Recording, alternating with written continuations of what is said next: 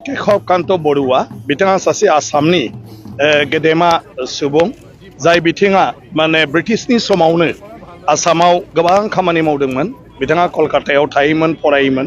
भलानाथ बरुवानि बिथाङा फिसौलामोन।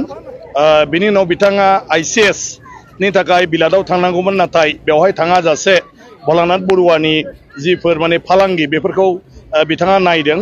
बिनि उनाव बिथाङा फालांगिफोरखौ जेरावबो फेहेरनायनि उनाव आसामाव निगाजि खालामनानै बे बेहेरगावनि बागानखौबो आरो आट्रिघाटआवबो बिथाङा बागान बायदोंमोन आरो बे बागानखौ खालामनायनि अनगाबो बिथाङा आसामनि गोबां जायगायाव माने फरायसालि गायसननाय आरो आसामनि रायजो राजाफोरनि थाखाय गोबां खामानि मावनाय बेवहाय बिथाङा गावनि जिउखौ नांस्लाबदोंमोन।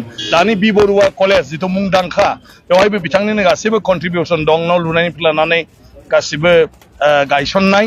बिथाङा भागवत गीताखौबो इंलिसाव ट्रेन्सलेट खालामदोंमोन आरो आसामाव गिबि गुवाहाटीयाव जोंनि गणकफोरनि दिनपुन्जिकाखौबो बिथाङा साफायनानै दिहुनदोंमोन। बिनि उनाव थुनलाइनि बिथिङावबो बिथाङा जयन्ती मुंनि मोनसे मेगाजिन बै समावनो दिहुनदोंमोन।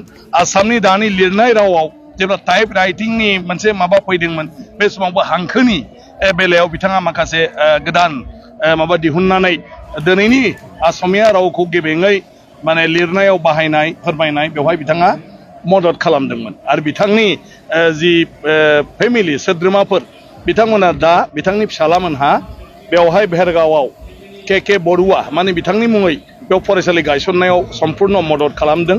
बिनि जि आइजो फरायसालि आरो बे हिसाबै बेवहाय गोबां दुलाराय बर' फरायसा आफादनि अफिसाव लाइब्रेरि आरो बबावबा बिदिनो माने कमिउनिटि हल स्टेज बेफोरखौ बानायनानै गोबांथार मदद खालामदों।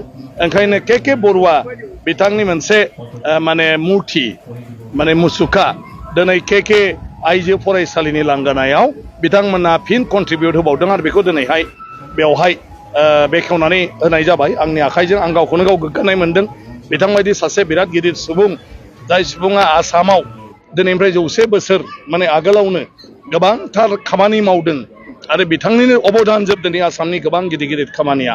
आरो बिथांनि मुङै बेवहाय बे मुसुखाखौ बेखेवनो मोननाया जोंनि थाखाय आंनि थाखाय खाफाल गोनां। आरो बिथांनि जि अबदान बेवहाय बिथांनि जिउ जारिमिना आं सानो साफ्रोमबो मानसिनि जिउआवनो समाजारि खामानि मावनायनि बिथाङाव गोबां थुलुंगा होनो हागोन। लोगोसेनो जों आसाम सरकाराबो खिन्थु बिथांनि जि मावनाय बिहोमा अबदानफोर बेखौ गोसो होनायाव बिथिङाव बिदिनो जागासिनो दं आसाम सरकाराबो बिथांनि बेलायाव।